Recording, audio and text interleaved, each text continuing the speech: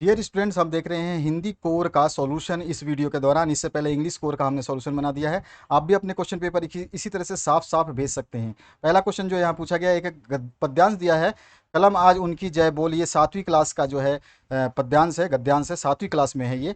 और ये जो है इसको पढ़ करके आपको उत्तर देने थे। तो पहला क्वेश्चन जो है, कवि किसकी जय बोलने की बात कर रहा है? तो यहाँ पे जो आंसर हो जाएगा, स्वाधीनता के शहीदों की। सेकंड ऑप्शन जो है आपका करेक्ट हो जाएगा। तो यहाँ पे सेकंड ऑप्शन पे आपको टिक करना था। नेक्स्ट जो है, अंधा चकाचौंध का मारा किसे कहा गया है? तो अंधा चकाचौंध का मारा जो है वो कहा गया है इतिहास को। ठीक है, यहाँ पे फर्स्ट ऑप्शन जो आपका करेक्ट हो जाएगा।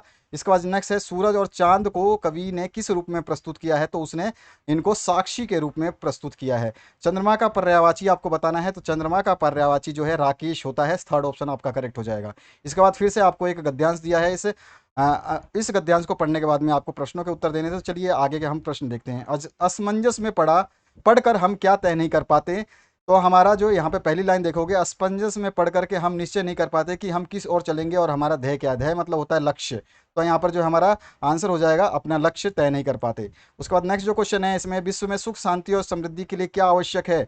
तो हमारे को विश्व में सुख शांति के लिए आवश्यक तत्व पूछा है इसमें। तो हमारे को जो है मन में अहिंसा होना चाहिए, कर्म में और बचपन में। तो यहाँ पे सब कुछ, वचन में अहिंसा होना चाहिए। तो सब कुछ सही है। तो यहाँ पे चौथा ऑप्शन जो है करेक्ट हो जाएगा इनमें से सभी। गांधीवाद से मेल नहीं खाने वाला सिद्धांत कौन सा है? तो गांधीवाद से आत्मवाद भी है, सत्यवादिता भी है, अहिंसा भी है, लेकिन भौतिकवाद नहीं है। तो फर्स्ट ऑप्शन जो आपका करेक्ट हो जाएगा। दुर्बलता शब्द में उपसर्ग और प्रत्यय कौन सा है? चार ऑप्शन में से थर्ड ऑप्शन जो है सही है। दुर जो है दू और र हलंत वाला, और प्लस में ता जो है प्रत्यय है, ये आपका दुर्बलता बनता है। इसके बाद नेक्स्ट क्वेश्चन है नौवा, जनसंचार के आधुनिक माध्यमों में सबसे पुराना माध्यम कौन सा है? तो समाचार पत्र। सबसे पहले कुछ भी नहीं था तो पत्र ही निकले थे। रेडियो, टेलीविजन, ये सब तो बाद में आए हुए चीजें हैं। इसके बाद में भारत में जो है आपका पहला छापाखाना कहाँ खुला था? तो कई बार मैंने क्वेश्चन सारे करवाए हैं यार, इसमें से बहुत सारे क्वेश्चंस करवाए हैं जो आए हैं। तो गोवा जो है इसका राइट आंसर हो जाएगा। जनसंचार माध्यमों के अंतर्गत रेडियो को कौन सा माध्यम बताया जाता है? तो रेडियो हम सुन सकते हैं, तो ये श्रव्य माध्यम हो जाएगा। फर्स्ट ऑप्शन आपका करेक्ट हो जाएगा। इसके बाद जो नेक्स्ट क्वेश्चन है, आलेख लेखन की भाषा कैसी होनी चाहिए? तो सरल भी, प्रभावी भी और सुगम भी। इसका मतलब चौथा ऑप्शन जो है सही हो जाएगा। इसके बाद में भारत में पत्रकारिता की शुरुआत कब हुई? ये आपको 13 क्वेश्चन का आंसर जो है बताना है। तो 1780 में हुई। तो यहाँ पर जो है सेकंड ऑप्शन जो है 17वें नंबर का जो है आपका, सॉरी आपका 17वें नंबर, 13वें नंबर में जो है दो, यस 1780 जो है करेक्ट हो जाएगा। तो दूसरा ऑप्शन जो है करेक्ट हो जाएगा 17 नंबर का, सॉरी 13वें नंबर का जो है आंसर है। तो 1700, 17वां नंबर इसलिए आ रहा है कि 1780 लिखा है ना, इसलिए कभी कभी माइंड ज़्यादा डिस्टर्ब रहता है और जल्दबाजी में आपका वीडियो जो है, आप लोग बहुत ज़्यादा कमेंट कर रहे हैं, फटाफट मैंने इसको बैठ करके इसका सॉल्यूशन बनाया। तो भारत में पत्रकारिता की शुरुआत जो है 1780 में हुई थी।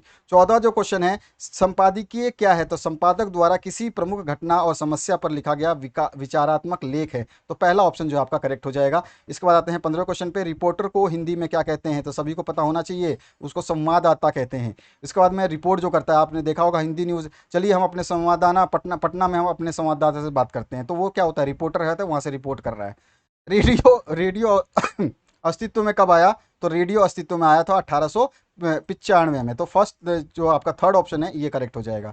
इसके बाद आते हैं 17वें क्वेश्चन पे, समाचार लेखन की प्रचलित शैली क्या कहलाती है? क्या कहलाती है? उल्टा पिरामिड शैली कहलाती है। 17वां नंबर का आंसर जो है फर्स्ट हो जाएगा।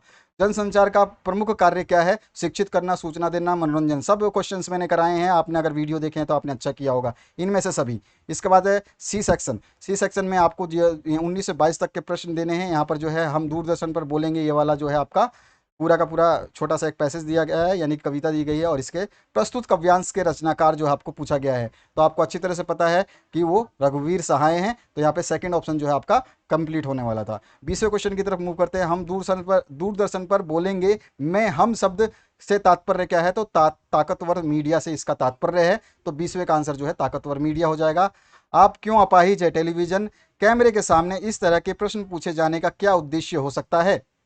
तो यहाँ पे आंसर जो है 21वें क्वेश्चन का हो जाएगा हमारा, कार्यक्रम को सफल बनाना। तो यहाँ पर जो है सेकंड ऑप्शन इसका करेक्ट हो जाएगा। उसके बाद जो नेक्स्ट क्वेश्चन है 22 नंबर, इसमें प्रस्तुत कविता से क्या प्रेरणा मिलती है? प्रस्तुत कविता से मिलती है शारीरिक चुनौती झेलते लोगों के प्रति संवेदनशील नजरिया अपनाने की, क्योंकि इस कविता से हमें प्रेरणा मिलती है। जो प्रेरणा मिलती है, हम जो भी शारीरिक लोग हैं जो झेल रहे हैं दुख को, विकलांग है, उनको जो है हम उसको संवेदनशीलता से देखें, मीडिया की तरह क्रूरता से ना देखें। तो फर्स्ट ऑप्शन जो इसका सही हो जाएगा। 23 नंबर है हरिवंश राय बच्चन के द्वारा रचित आत्मकथा कौन सी है, इसमें से आपको बताना है। तो इसमें से कौन सी आत्मकथा उनकी है, तो नीड़ का निर्माण फिर, ये आपका जो पहला वाला ऑप्शन है ये सही हो जाएगा। इसके बाद में 24 नंबर क्वेश्चन है, चुका भी हूं नहीं मैं, ये किसकी रचना है ये आपको बताना है। तो ये है शमशेर बहादुर सिंह की। तो यहाँ पे जो फोर्थ ऑप्शन है आपका 24 का, ये करेक्ट हो जाएगा। दिन जल्दी जल्दी ढलता है कविता के अनुसार क्या कभी वापस नहीं आता, तो बहुत अच्छा पेपर बना है, बीता हुआ समय वापस नहीं आता, फर्स्ट ऑप्शन करेक्ट हो जाएगा।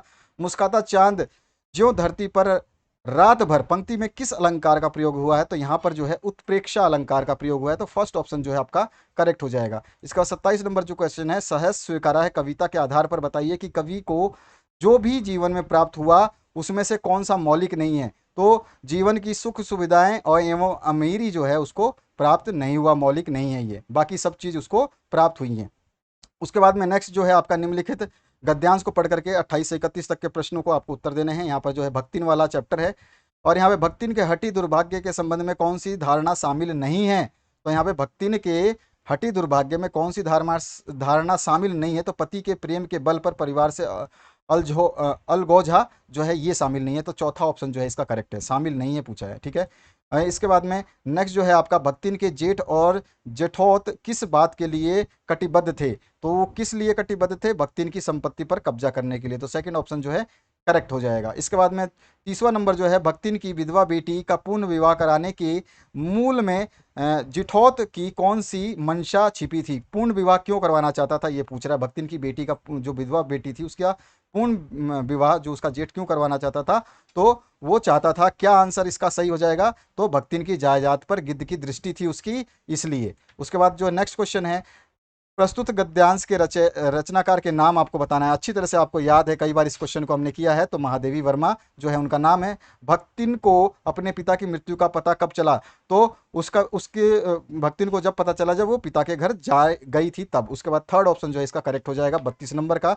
उसके बाद जो नेक्स्ट क्वेश्चन है उसकी बात करते हैं। तो 33 में भक्तिन का विवाह किस आयु में हुआ था, तो भक्तिन का विवाह 5 वर्ष की आयु में हुआ था। उसके बाद है 34 नंबर, बाजार दर्शन किस विद्या की रचना है, तो बाजार दर्शन जो है ये एक निबंध है, निबंध कला है, ठीक है। इसके बाद नेक्स्ट जो है 35 नंबर, निबंधकार जैनेन्द्र कुमार के अनुसार पैसे की शक्ति में कौन सी शक्ति निहित होती है, तो पैसे की शक्ति में मैंने क्वेश्चन कराया है, व्यंग शक्ति निहित होती है, फर्स्ट ऑप्शन करेक्ट हो जाएगा। बाजार का जादू कब असर करता है, जब जेब भरा और मन खाली हो तब असर करता है, ठीक है। तो यहाँ पे जब क्या ऑप्शन हो जाएगा आपका, फर्स्ट वाला ऑप्शन हो जाएगा। बाजार का जादू कब असर करता है, जब जेब भरा और मन खाली हो तब असर करता है, ठीक है। तो यहाँ पर जो है आपका फर्स्ट ऑप्शन हो जाएगा। इसके बाद में सिल्वर वेडिंग कहानी के रचनाकार का नाम आपको बताना है। तो सिल्वर वेडिंग के कहानी के रचनाकार श्याम मनोहर जोशी हैं, आपको अच्छी तरह से पता है, सेकंड ऑप्शन करेक्ट हो जाएगा। उसके बाद जो है सिल्वर वेडिंग कहानी के कथा नायक का नाम आपको बताना है। तो सिल्वर वेडिंग जो है यशोधर बाबू की कहानी है, आपको अच्छी तरह से पता है, 38 का फर्स्ट ऑप्शन हो जाएगा। सिल्वर वेडिंग पर भूषण ने अपने पिता को क्या उपहार दिया, तो भूषण ने क्या दिया था, ऊनी ड्रेस गाउन दिया था, ये भी हमने क्वेश्चन किया हुआ है। तो चौथा ऑप्शन जो है इसका करेक्ट हो जाएगा। और अंतिम क्वेश्चन जो है, सिल्वर वेडिंग कहानी की मूल संवेदना क्या है, तो 2 पीढ़ियों का अंतराल जो है इसकी मूल संवेदना है, फर्स्ट ऑप्शन करेक्ट हो जाएगा। तो ये था आपका हिंदी कोर का फर्स्ट टर्म का सॉल्यूशन 40 प्रश्नों का। इंग्लिश कोर का मैं बना चुका हूं, आपके लिए जितने भी इंपॉर्टेंट क्वेश्चन डाल रहा हूं उनमें से ही क्वेश्चन आ रहे हैं, तो उन वीडियोस को जरूर देखिए। आपके लिए सभी सब्जेक्ट के मैं डालूंगा, चिंता करने की आवश्यकता नहीं है। तो उन सभी को देख लीजिए, फायदे में रहेंगे। बाकी आपकी मर्जी है, आपका समय है, आप अपना जैसे चाहें वैसे यूटिलाइज कर सकते हैं। अपने क्वेश्चन पेपर को इस नंबर पर भेज सकते हैं, यहाँ पर व्हाट्सएप नंबर डिस्प्ले हो रहा है। Thank you very much, have a good day.